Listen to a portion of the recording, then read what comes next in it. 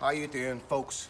We're up here at the scene of what the PSNI are now calling the Barnets Park bombing attacks. I have here a police statement from its latest victim. It should be noted that the latest victim is an 80-year-old man with hearing difficulties. His real name is Duncan For Apples, but we're just gonna call him Duncan to conceal his identity. His statement reads as follows.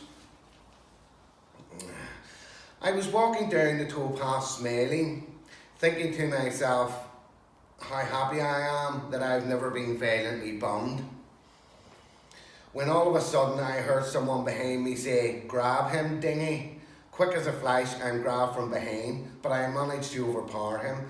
He starts crying and calls out, "Help me, Warren, help me." They both grab me and pull me into the driving range. Dingy pulls down my long johns and my brown and yellow Y fronts and starts to bum me.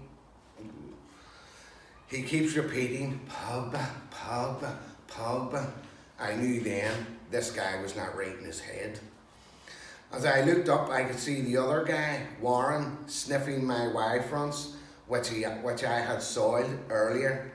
After a minute or so, Dingy stopped and I heard the words I was dreading. "Warren, it's your turn."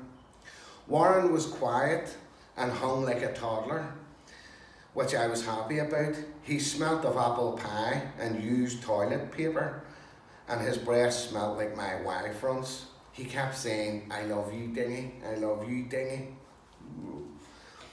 Warren's bombing didn't last long either. I was praying this ordeal was over, when out of nowhere I see the shadow of a tall figure. As I look round, I see a man who kind of looked like a young Herman Munster. I think they called him Santo, although I couldn't hear properly because Warren had started crying, I think about the size of his toddler penis. Santo bent me over and gave me a right old rogering. He was yelling, "Top four, top four, top four." It was then I realised these three benders were all wearing Man United tops. And I just thought to myself, that's sick. Then as quick as it started, it was over. I had survived the Barnets Park bombers. Well, there you go, folks. Powerful stuff indeed. Duncan is now recovering at home. However, because of the vicious bombing he received by Santo, Duncan will spend the rest of his life sitting on a donut. Oh, other page. What do you know? Duncan is a lifelong Man United fan. Happy ending.